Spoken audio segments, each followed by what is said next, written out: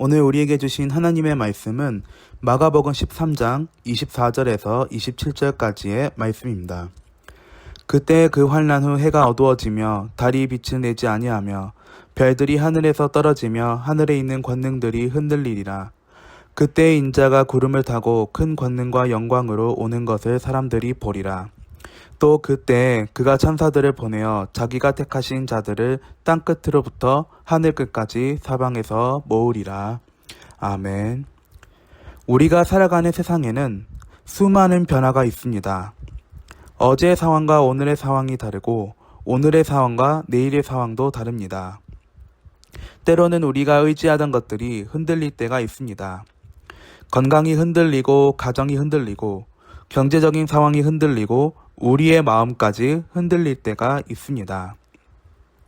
예수님께서는 마가복음 13장에서 마지막 때에 일어날 일들을 말씀하십니다. 오늘 본문에는 해가 어두워지고 달이 빛을 내지 아니하며 별들이 떨어지고 하늘의 권능들이 흔들리는 장면이 나옵니다. 그러나 예수님께서 이 말씀을 주신 목적은 모든 성도들에게 두려움을 주기 위한 것이 아닙니다. 흔들리는 세상의 마지막에 예수님께서 다시 오시고 자기 백성을 모으신다는 소망을 주시기 위해서입니다. 그러므로 우리는 마지막 때를 두려움으로 살아가는 사람이 아니라 믿음과 소망으로 살아가는 사람이 되어야 합니다. 오늘 말씀을 세 가지로 나누어 살펴보겠습니다. 첫 번째는 세상의 질서가 흔들리는 때가 옵니다. 먼저 24절 말씀에 그때 그 환난 후 해가 어두워지며 달이 빛을 내지 아니하며 라고 말씀하셨습니다. 예수님께서는 그 환난 후라고 말씀하십니다. 마지막 때에는 환난이 있을 것입니다. 그리고 해가 어두워지고 달이 빛을 내지 아니하며 별들이 떨어지고 하늘의 권능들이 흔들립니다. 우리가 평소 당연하게 생각했던 세상의 질서가 흔들리는 것입니다. 사람들은 세상이 영원히 계속될 것처럼 살아갑니다. 재산이 영원할 것처럼 생각합니다. 건강이 영원할 것처럼 생각합니다. 권력이 영원할 것처럼 생각합니다. 지금의 삶이 영원할 것처럼 생각합니다. 그러나 예수님께서는 분명하게 말씀하십니다. 이 세상의 모든 것은 영원하지 않습니다. 사람은 세상의 안정이 영원할 것처럼 생각합니다. 돈과 권력, 건강과 직장, 명예가 우리를 지켜줄 것이라고 생각합니다. 그러나 마지막 때가 되면 인간이 의지했던 모든 것이 흔들립니다. 그러므로 성도들은 세상이 아니라 하나님의 말씀을 붙들어야 합니다. 세상은 변하지만 하나님의 말씀은 변하지 않습니다. 사람은 변하지만 하나님의 약속은 변하지 않습니다. 환경은 흔들리지만 하나님은 흔들리지 않으십니다. 우리의 삶 가운데 흔들리는 일이 있을까요? 가정이 흔들리고 경제가 흔들리고 건강이 흔들리고 미래가 불안할 때가 있습니다. 그러나 모든 성도들은 흔들리는 세상을 바라보는 사람이 아니라 흔들리지 않는 하나님을 바라보는 사람입니다. 두 번째는 주님의 재림을 바라보며 소망을 가져야 합니다.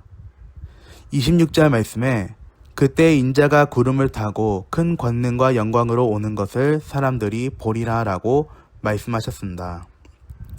이 말씀에서 놀라운 말씀이 등장합니다.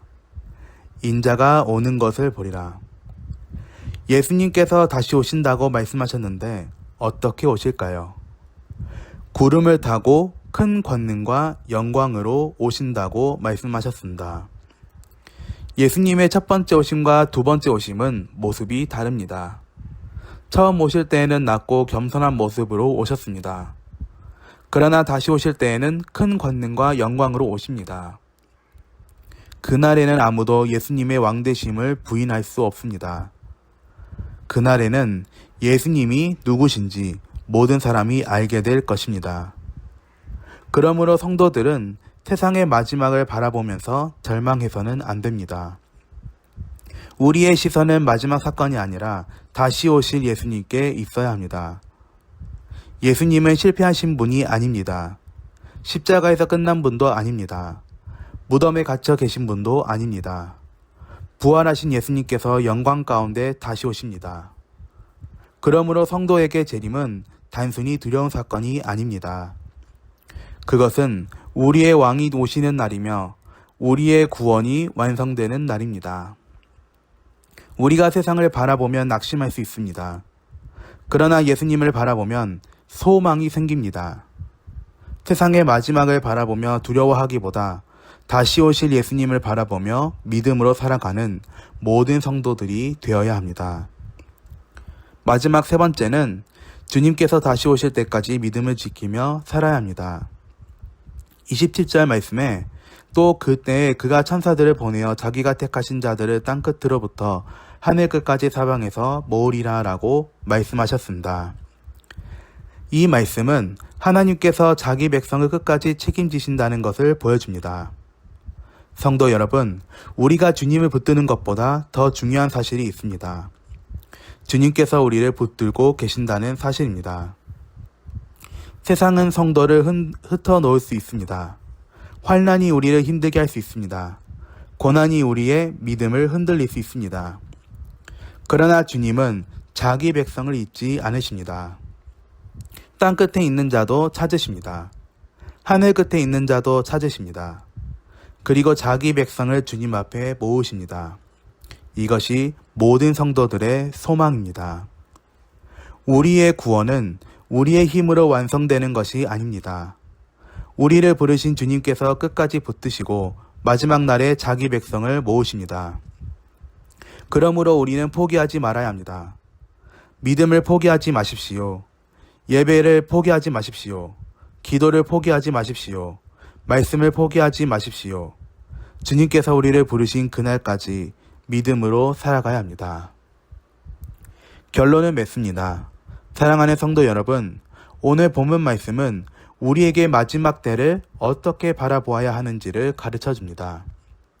그러므로 오늘 우리는 세 가지를 기억해야 합니다. 첫째, 세상이 흔들려도 믿음을 지킵시다. 둘째, 세상의 마지막보다 다시 오실 예수님을 바라봅시다. 셋째, 주님께서 자기 백성을 모으실 것을 믿고 끝까지 신앙을 지키시다. 사랑하는 성도 여러분, 우리에게는 분명한 소망이 있습니다. 세상이 우리의 소망이 아닙니다. 돈이 우리의 소망이 아닙니다. 사람이 우리의 소망이 아닙니다. 우리의 소망은 다시 오실 예수 그리스도이십니다. 그러므로 어떤 상황에서도 낙심하지 마십시오. 환난 가운데서도 믿음을 지키며 주님을 바라보십시오. 그리고 날마다 이렇게 고백하며 살아가시기를 바랍니다. 주님, 다시 오실 때까지 믿음을 지키게 하시고 그날 주님 앞에 서는 모든 성도들이 되게 하여 주옵소서. 다시 오실 주님을 바라보며 끝까지 믿음을 지키는 모든 성도들이 되시기를 우리 주님의 이름으로 축원드립니다. 아버지 하나님, 오늘 우리가 이 말씀을 붙들고 승리하기를 원합니다. 오늘 말씀을 통하여 우리에게 다시 오실 주님을 바라보게 하시니 감사합니다. 주님, 세상의 모든 것이 흔들릴 수 있음을 깨닫게 하시고 우리가 세상의 환경이나 사람을 의지하지 않고 오직 하나님만을 붙들며 살아가게 하여 주옵소서. 우리의 삶에 환난과 어려움이 찾아올 때 낙심하지 않게 하시고 흔들리는 상황 속에서도 믿음을 굳게 지키게 하여 주옵소서. 주님, 말씀하신 대로 큰 권능과 영광으로 다시 오실 예수님을 바라보게 하옵소서. 세상의 혼란을 바라보며 두려워하기보다 다시 오실 주님을 바라보며 소망을 갖게 하시고 우리의 마음이 언제나 주님을 향하게 하여 주옵소서.